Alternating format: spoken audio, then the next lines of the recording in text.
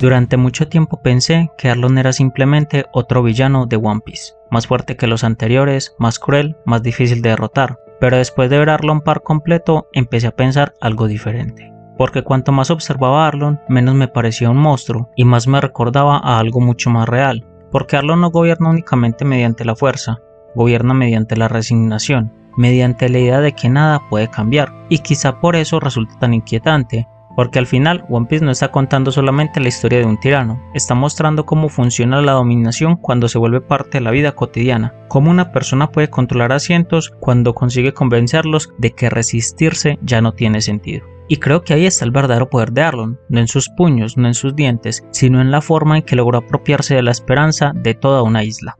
Arlong no quiere riqueza.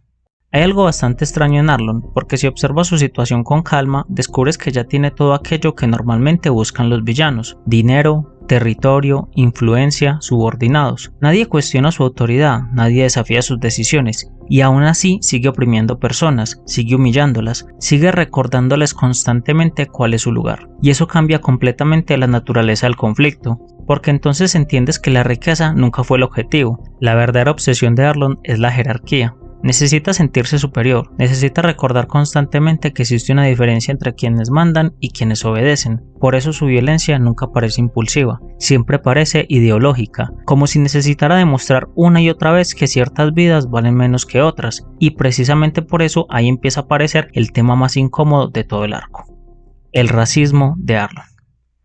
Arlong no ve a los humanos como individuos, los ve como categoría. Y esa diferencia lo cambia todo, porque cuando dejas de ver personas, también dejas de sentir empatía. Por eso puede esclavizar, por eso puede humillar, por eso puede destruir vidas sin remordimiento. Y creo que One Piece aquí toca algo sorprendentemente maduro, porque el racismo rara vez se presenta como odio puro. Normalmente aparece disfrazado de superioridad, de traición, de diferencias supuestamente naturales, de la idea de que algunos nacieron para gobernar y otros para obedecer. Y Arlong funciona exactamente así. Está convencido de que existe una jerarquía legítima entre seres vivos, y una vez que aceptas esa premisa, cualquier atrocidad puede justificarse.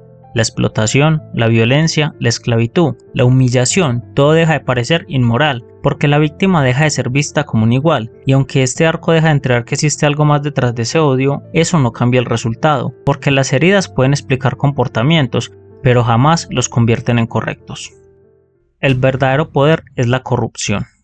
Sin embargo, creo que Arlong se vuelve realmente aterrador en el momento menos esperado, no durante una pelea, no cuando derrota a alguien, no cuando amenaza una aldea, sino cuando compra a la marina. Porque hasta este instante todavía existía una esperanza, la ley, la justicia, alguna institución capaz de intervenir. Entonces aparece Nezumi y todo se derrumba. Porque de repente entiendes algo horrible: Arlong no gobierna porque sea invencible, gobierna porque las personas encargadas de detenerlo ya forman parte del problema. Y sinceramente creo que esta es una de las partes que más golpea si creciste en Latinoamérica, porque todos conocemos alguna versión de esta historia, personas que permanecen años en el poder no porque nadie pueda enfrentarla, sino porque poseen suficiente dinero, suficientes contactos, suficiente influencia, y cuando eso ocurre, la justicia deja de ser un principio y se convierte en un privilegio. Por eso Nami no pierde únicamente contra Arlong, pierde contra un sistema entero, y quizás ahí desaparece la última esperanza que todavía conservaba: el sombrero. Y entonces ocurre una de las escenas más significativas de toda la serie. Luffy le entrega el sombrero a Nami, y cada vez estoy más convencido de que la escena no trata sobre el sombrero, trata sobre la carga, porque durante años Nami cargó con todo, con Belmer, con Kokoyashi, con la deuda, con la culpa, con el miedo, con la responsabilidad de salvar a personas que jamás le pidieron sacrificarse de esa manera. Y cuando finalmente se rompe, Luffy no le ofrece una solución, no le ofrece un discurso, no le ofrece un plan, le ofrece refugio, como si por primera vez alguien le dijera: ya cargaste con esto demasiado tiempo sola, déjame sostenerlo un momento.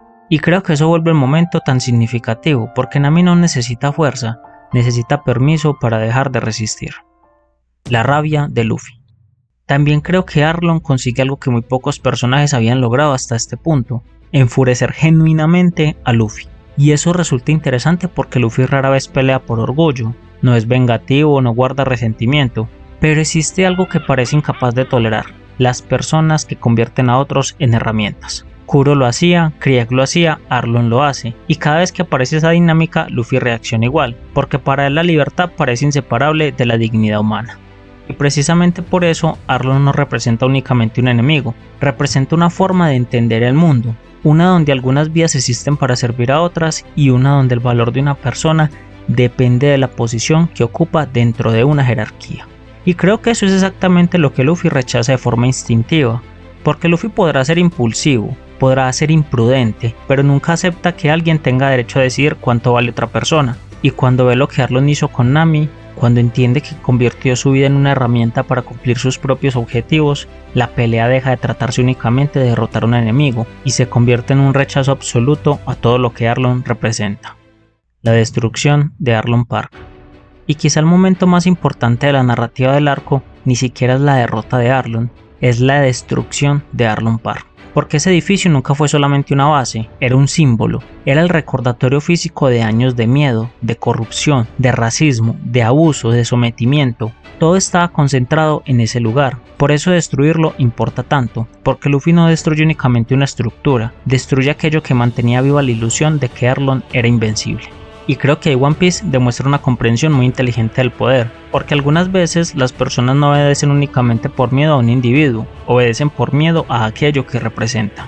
Por eso derribar el símbolo resulta tan importante como derrotar al tirano, porque la verdadera liberación comienza cuando la gente deja de creer que la dominación es inevitable. Creo que estos episodios cambiaron completamente mi percepción sobre Arlong, porque antes lo veía como un antagonista poderoso, pero ahora lo veo como algo mucho más perturbador. Como una representación de todas las formas de poder que sobreviven convenciendo a otros de que no existe alternativa. Y quizá por eso Arlong Park funciona tan bien, porque debajo de las peleas, debajo de los hombres pez, debajo de los piratas, existe algo profundamente real. La historia de personas que dejaron de creer que podían cambiar su destino, y de alguien que apareció para recordarles que todavía podían hacerlo. Porque al final, Luffy no libera solamente a Nami, libera una isla entera de la resignación. Y sinceramente creo que ahí está la verdadera fuerza de One Piece. No cuando derrota enemigos, sino cuando destruye las cadenas invisibles que convencieron a otros de que jamás podrían ser libres. Y quizá por eso Arlong Park sigue siendo uno de los arcos más recomendados de toda la serie, porque no habla únicamente de vencer a un villano, habla de recuperar la esperanza y de recordarnos que incluso después de años de oscuridad, todavía existe la posibilidad de ser libres. Hay una frase popularmente atribuida al escritor Gabriel García Márquez que encaja perfectamente con esta idea.